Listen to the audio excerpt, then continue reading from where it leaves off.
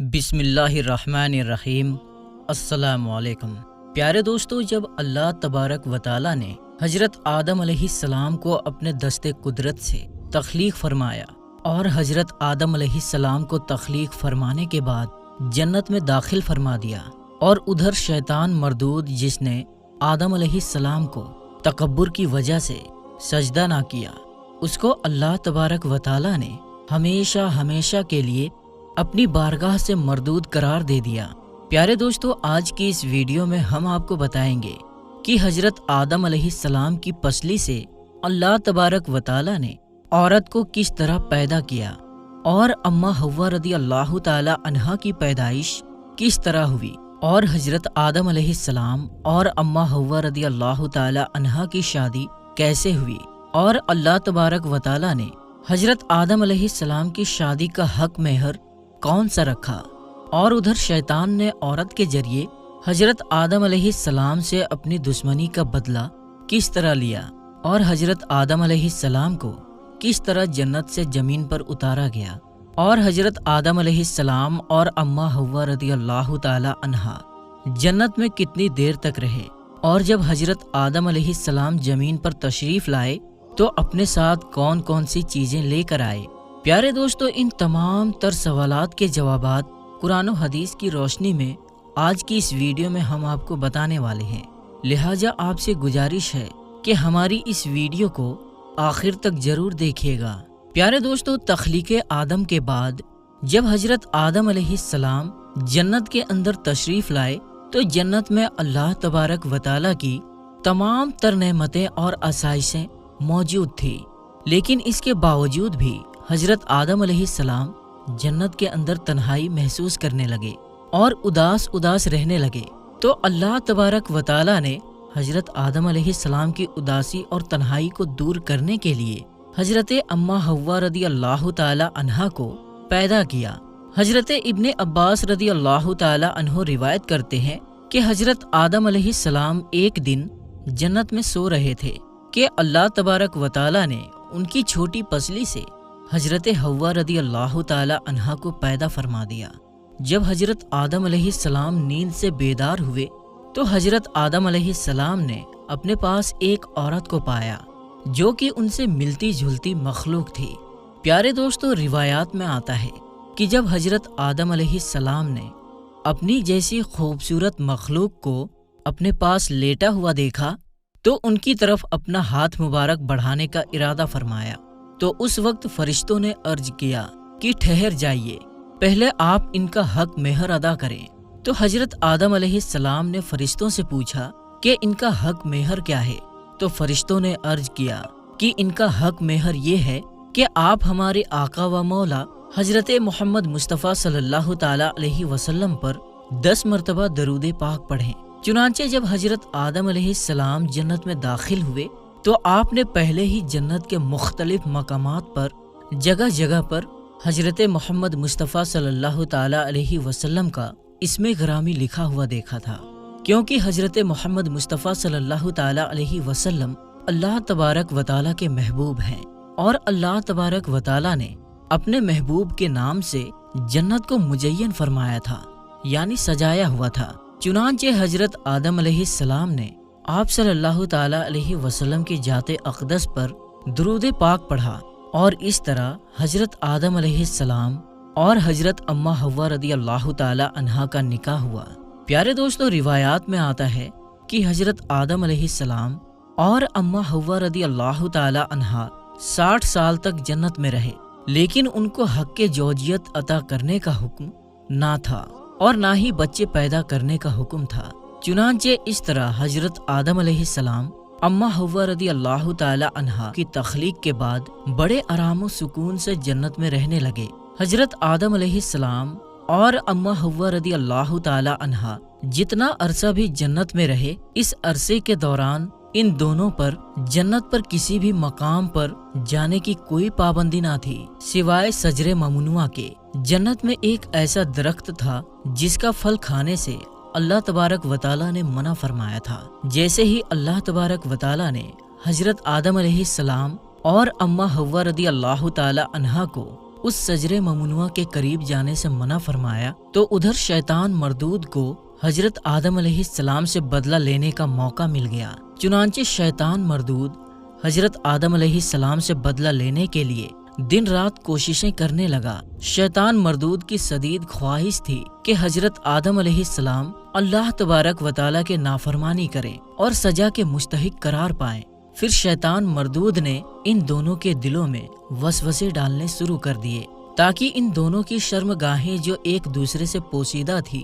وہ بے پردہ ہو جائیں۔ پیارے دوستو، روایات میں آتا ہے کہ حضرت آدم علیہ السلام اور اماں حوا رضی اللہ تعالی عنہا کا لباس جنتی لباس تھا اور ان دونوں کے سروں پر تاج بھی تھا، اور ایک دوسری روایات کے مطابق حضرت آدم علیہ السلام اور اماں حوا رضی اللہ تعالی عنہا کا لباس جنتی درختوں کے پتے تھے جن سے ان کا ستر ایک دوسرے سے پوشیدہ تھا۔ اب شیطان روز ان دونوں کے دلوں میں یہ وسوسہ ڈالتا کہ وہ شجرہ ممنوعہ کے قریب جائیں اور جس پھل سے اللہ تبارک و تعالیٰ نے ان دونوں کو منع کیا ہے وہ پھل کھائیں۔ چنانچہ شیطان نے ایک دن حضرت آدم علیہ السلام اور اماں حوا رضی اللہ تعالی عنہا سے کہنے لگا کہ تمہارے رب نے تم دونوں کو اس درخت کا پھل کھانے سے اس لیے منع کیا ہے کہ کہیں تم لوگ یہ پھل کھا کر ہمیشہ ہمیشہ کے لیے زندہ رہنے والے نہ بن جاؤ، یا کہیں تم لوگ فرشتے نہ بن جاؤ۔ چنانچہ شیطان کی یہ شیطانی باتیں سن کر حضرت حوا رضی اللہ تعالی عنہا سوچنے پر مجبور ہو گئی کہ آخر کار اللہ تبارک و تعالیٰ نے ہمیں اس پھل کھانے سے منع کیوں فرمایا، جبکہ جنت میں اور کسی بھی مقام پر جانے سے اور کوئی بھی چیز کھانے سے منع نہیں کیا گیا۔ شیطان مسلسل حضرت اماں حوا رضی اللہ تعالی عنہا پر وار کرتا رہا اور پھر آخر کار شیطان مردود کی کوششیں رنگ لے آئی۔ شیطان مردود نے حضرت حوا رضی اللہ تعالی عنہا کو پھل کھانے پر راضی کر لیا۔ ایک دن حضرت حوا رضی اللہ تعالی عنہا نے حضرت آدم علیہ السلام سے کہا کہ ہم شجرہ ممنوعہ کا ذرا سا حصہ کھا کر تو دیکھیں کہ آخر کار اس میں کون سا راز چھپا ہوا ہے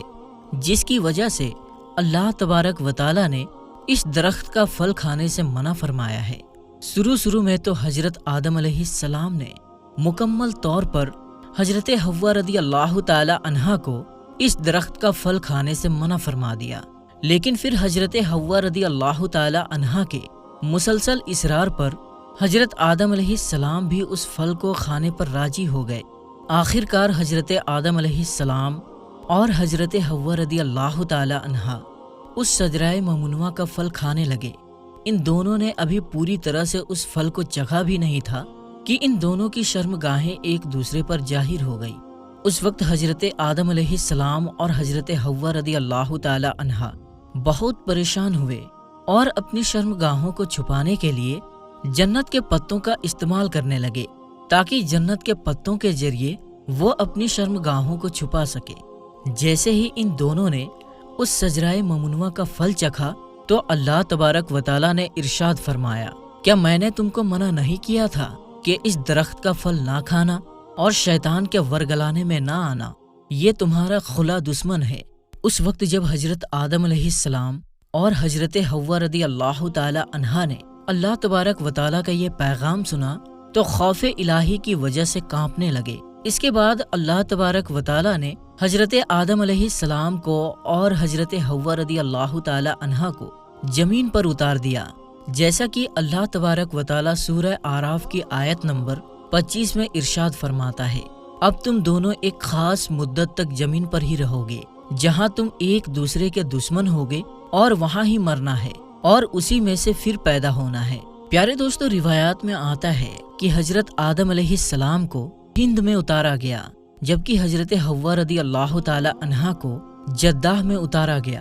جیسے ہی یہ دونوں زمین پر تشریف لائے تو ایک دوسرے کو ڈھونڈنے لگے لیکن ایک دوسرے کو تلاش نہ کر پائے۔ روایات میں آتا ہے کہ جب حضرت آدم علیہ السلام جنت سے زمین پر تشریف لائے تو آپ کے پاس حجر اسود اور جنت کے پتے بھی تھے جن کو انہوں نے زمین پر پھیلا دیا۔ حضرت ابن عباس رضی اللہ تعالی عنہ سے مروی ہے کہ حضرت جبرائیل علیہ السلام حضرت آدم علیہ السلام کے پاس تشریف لائے اور گندم کے 7 دانے اپنے ساتھ لے کر آئے۔ حضرت جبرائیل علیہ السلام نے اس گندم کے دانوں کو حضرت آدم علیہ السلام کو دے دیا تو حضرت آدم علیہ السلام پوچھنے لگے کہ یہ کیا ہے؟ تو حضرت جبرائیل علیہ السلام نے عرض کیا یہ اس درخت کا پھل ہے جس سے آپ کو روکا گیا تھا،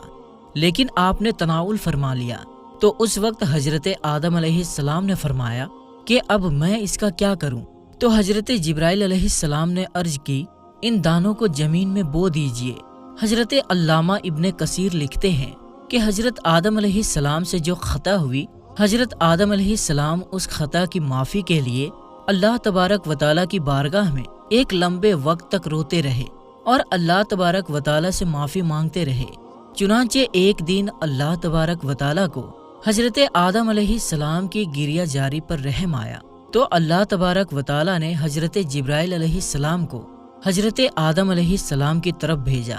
کہ جاؤ اور حضرت آدم علیہ السلام کو معافی کی خوشخبری دے دو۔ جب حضرت جبرائیل علیہ السلام نے آ کر حضرت آدم علیہ السلام کو اللہ تبارک و تعالیٰ کا یہ پیغام پہنچایا کہ اللہ تبارک و تعالیٰ نے آپ کی خطا کو معاف فرما دیا ہے، تو حضرت آدم علیہ السلام بہت زیادہ خوش ہوئے اور اللہ تبارک و تعالیٰ کی بارگاہ میں سجدہ شکر ادا کرنے لگے۔ پھر اس کے بعد حضرت آدم علیہ السلام کو لے کر حضرت جبرائیل علیہ السلام مکہ مکرمہ میں آئے، جہاں پر حضرت آدم علیہ السلام نے کعبہ شریف کی بنیاد رکھی اور حجر اسود کو کعبہ کے دیوار میں نصب کیا۔ پھر اس کے بعد حضرت آدم علیہ السلام نے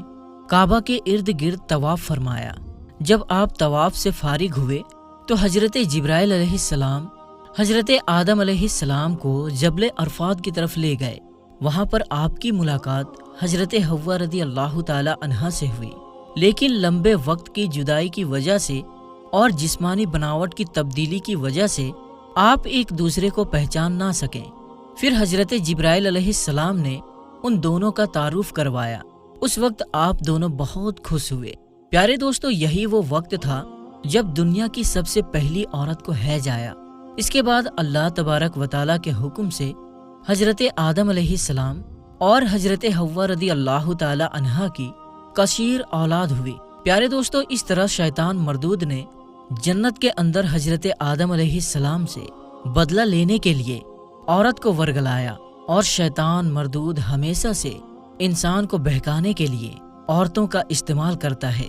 جیسا کہ اللہ تبارک و تعالیٰ قرآن پاک میں ارشاد فرماتا ہے کہ بے شک عورتیں شیطان کی رسیاں ہیں۔ اللہ تبارک و تعالیٰ سے دعا ہے کہ اللہ تبارک و تعالیٰ شیطان مردود کے سر سے ہمیں بچائے اور ہمیشہ نیک لوگوں کے راستے پر چلنے کی توفیق عطا فرمائے، آمین یا رب العالمین۔ تو میرے دوستو، ہم ملتے ہیں پھر ایک نئی اور اچھی ویڈیو کے ساتھ، تب تک کے لیے السلام علیکم، اللہ حافظ۔